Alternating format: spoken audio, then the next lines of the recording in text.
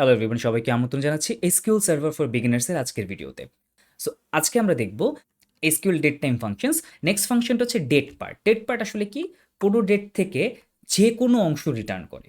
So এটার মানে কি? একটা ডেটের বিভিন্ন অংশ হলো ডে, মান্থ, ইয়ার, আওয়ার, মিনিট, সেকেন্ড, মিলি সেকেন্ড। এগুলো হচ্ছে একটা ডেটের বিভিন্ন অংশ। তাহলে ডেট পার্ট যে কাজটা করে, ওকে যদি স্পেসিফাই করে দেওয়া হয় তাহলে সে সেই স্পেসিফিক অংশটুকু বের করে আনতে পারে। সো এটা কিভাবে কাজ করে চলুন আমরা একটু দেখে আসি। সো আমরা এখন দেখব ডেট পার্ট কিভাবে কাজ করে। সো আমরা এখন লিখব say for example select date part. আমরা এখানে এক কাজ করে আমরা এখানে গেট ডেট দিয়ে দিই। সো গেট ডেট কি করবে? গেট ডেট হচ্ছে এই মুহূর্তে আমাদের যে ডেট টাইম রয়েছে আমার সিস্টেমে সেটাকে নিবে।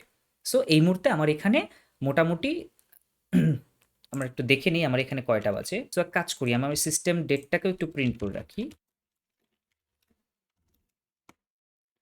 ওকে, সো আমার এখানে এটা আমাকে কারেন্টটা দেখাবে। এখন ডেট পার্ট এটা আসলে দুইটা আর্গুমেন্ট নেয়। সেটা হচ্ছে যে ওকে আমাকে বলে দিতে হবে যে আমি আসলে ডেটের কোন পার্টটা দেখতে চাই। সো আমি ওকে বললাম যে আমি আসলে ইয়ার দেখতে চাই। সো আমি যদি এখন এটাকে চালাই, আমি দেখব যে এখন 2023 সাল। সো আমাকেও 2023 দেখাচ্ছে। সো একইভাবে আমি এটাকে ইয়ারের জায়গায় যদি আমি মান্থ দেই এবং ডে দেই, তাহলে আমি একটু চালিয়ে দেখি যে এটা কিরকম কাজ করে। সো আমরা দেখতে পাচ্ছি যে আমাকে এটা হচ্ছে অ্যাকচুয়াল টাইম, একদম উপরের যে রেজাল্টটা এটা হচ্ছে আমার অ্যাকচুয়াল ডেট। এরপরে সে আমার সাল, মাস এবং দিন এটা ঠিক মতোই দেখাচ্ছে। এখন আমরা একটু আগে দেখেছিলাম যে ডে, মান্থ, ইয়ার এরকম আলাদা ফাংশনই আছে, আমরা ঠিক উপরে দেখেছিলাম এরা। সো এটা আর ডেট পার্ট আসলে একই কাজ করে, তবে ডেট পার্ট আমাকে আরও বেশি ফ্লেক্সিবিলিটি দেয়। কীরকম?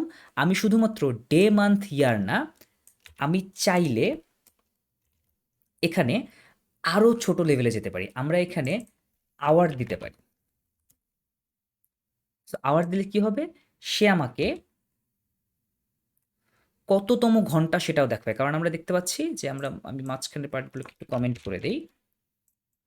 সো আমার এখন এখানে 2টা বাজে।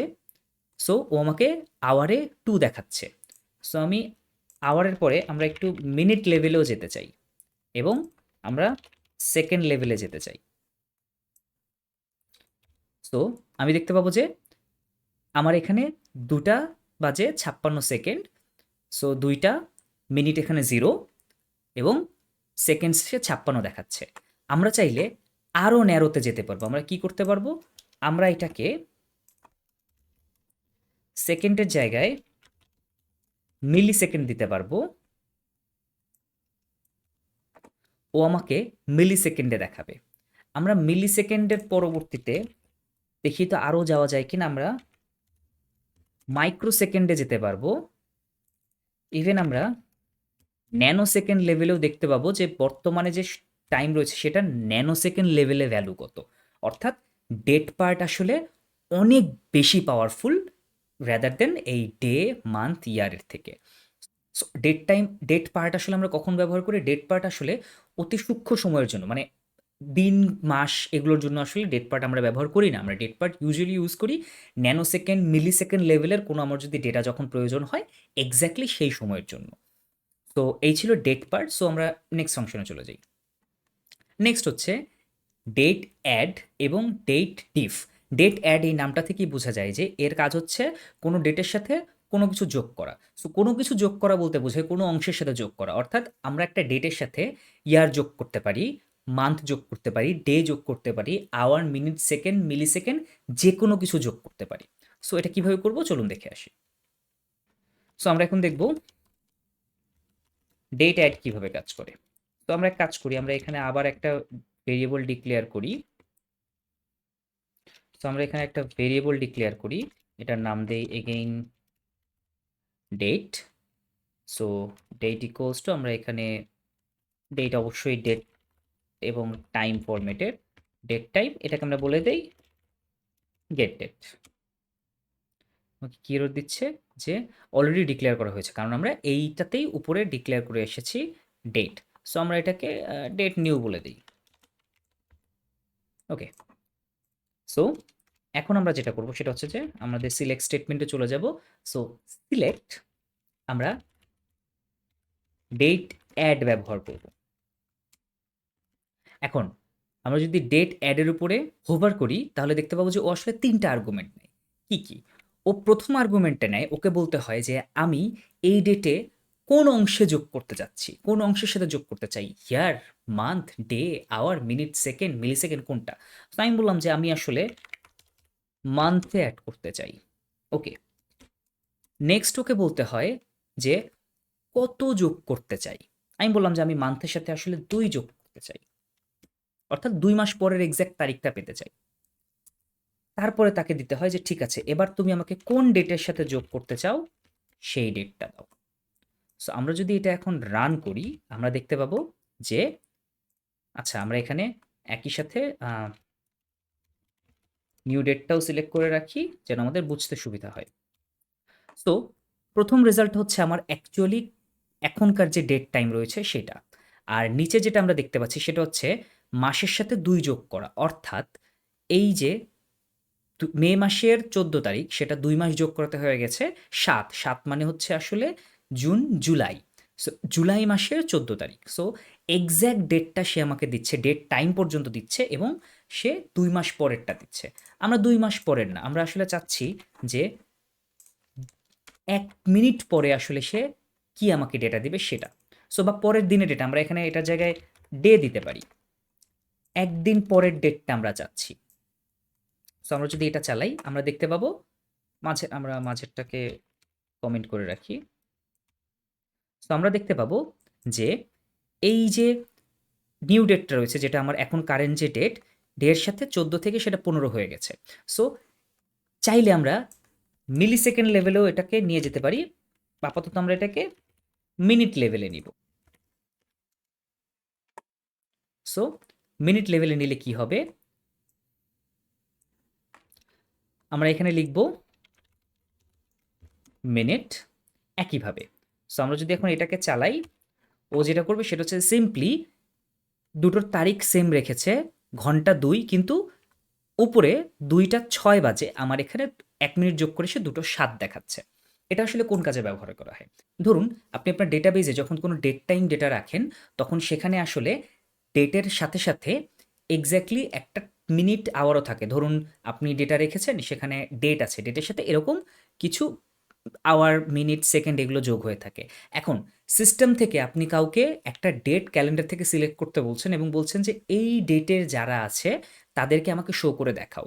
সো আপনি যখন ডেটাবেজে এসে সার্চ করবেন যে select all from that table where date where অমুক date column equals to exact date, ও তখন এই যে আওয়ার, মিনিট, সেকেন্ড রয়েছে এর জন্য ডেটাগুলো ঠিকমতো সার্চ করতে পারবে না, কারণ প্রত্যেকটা ডেটাতেই আওয়ার, মিনিট, সেকেন্ডের কোনো না কোনো ভ্যালু আছে, কিন্তু আপনি যে ডেটটা দিচ্ছেন সেখানে আওয়ার, মিনিট কিছু নেই। সো ও যখন দুটোকে ম্যাচ করবে দুটোকে আসলে সমান পাবে না। সেজন্য আমরা তখন কি করি, আমরা তখন একটা মজার কাজ করি।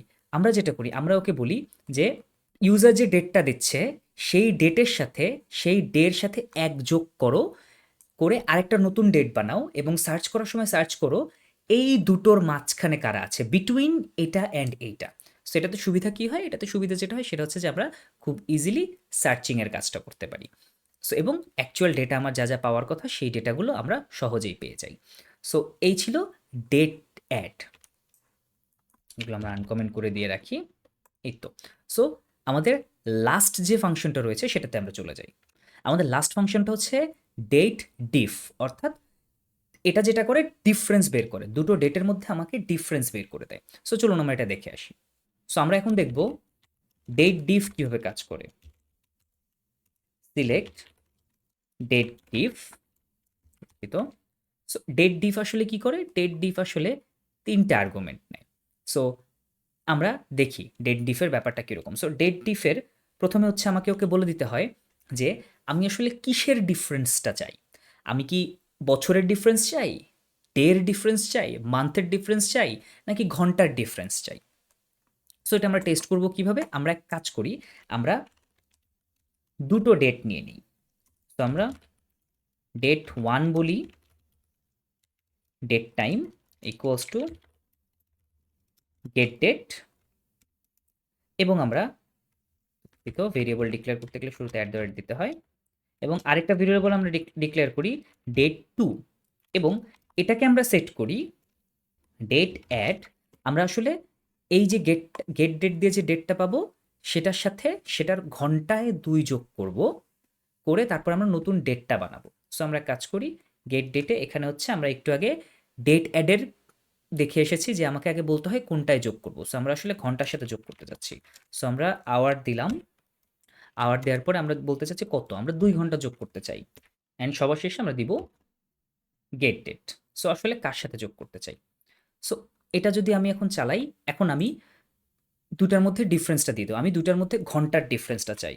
সো আমি ওকে বললাম যে আমি ঘন্টার ডিফারেন্স চাই, এরপরে আমি ওকে দিয়ে দিব ডেট 1 এবং তারপরে দিব ডেট 2। সো আমি যখন এটাকে যদি এখন চালাই, আমি দেখব হ্যাঁ, আমি ইচ্ছা করে দুটো ভেরিয়েবল বানিয়েছিলাম যাদের মধ্যে আসলে ঘন্টার ডিফারেন্স ছিল, আমাকে সে দেখাচ্ছে। সো আমি যদি এখন এদের এদের মাঝখানে মিনিটের ডিফারেন্স দেখতে যাই, আমাকে দেখাচ্ছে 120 মিনিট। অর্থাৎ মজার ব্যাপার হচ্ছে যে আমি দুটো ডেট ক্রিয়েট করেছি যাদের মধ্যে 2 ঘন্টার ডিফারেন্স, এটাকে যখন সে মিনিটে কনভার্ট করছে সে আমাকে বলছে দুটার মধ্যে 120 মিনিটের ডিফারেন্স রয়েছে। একইভাবে আমি যদি এটাকে সেকেন্ড করে দেই,